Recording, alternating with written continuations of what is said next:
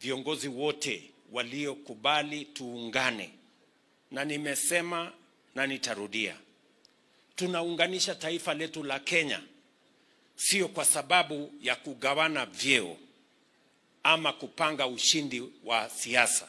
Tunaungana na tunaunganisha Kenya kwa sababu ya kupanga vile transformation ya taifa letu la Kenya itaendelea kwa kasi, ndio services ifikie wananchi wengi zaidi, kilimo itembee kwa haraka zaidi, uchumi iimarike zaidi, mambo ya rollout ya universal health coverage, housing program na program zile zingine zote zitembee kwa kasi, kwa manufaa sio ya viongozi, manufaa ya wananchi milioni 50 wa taifa letu la Kenya. That is the reason why this unity, the reason why we are coming together is important. Na mimi nataka niwaulize wote ambao wanasikiza mwito huu, let us unite, let us work together, and let us focus on the interest of a nation called Kenya.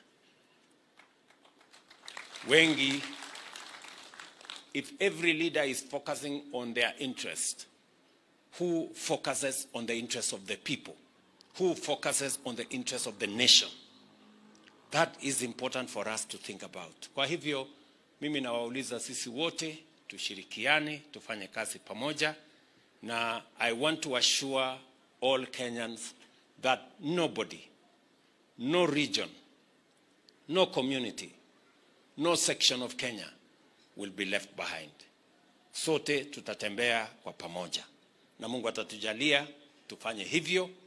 Vile mmoja wetu hapa amesema, Mathayo 5:9 inasema, heri wapatanishi, wale wanaoleta watu pamoja, kwa sababu wataitwa wana wa Mungu. That is the focus of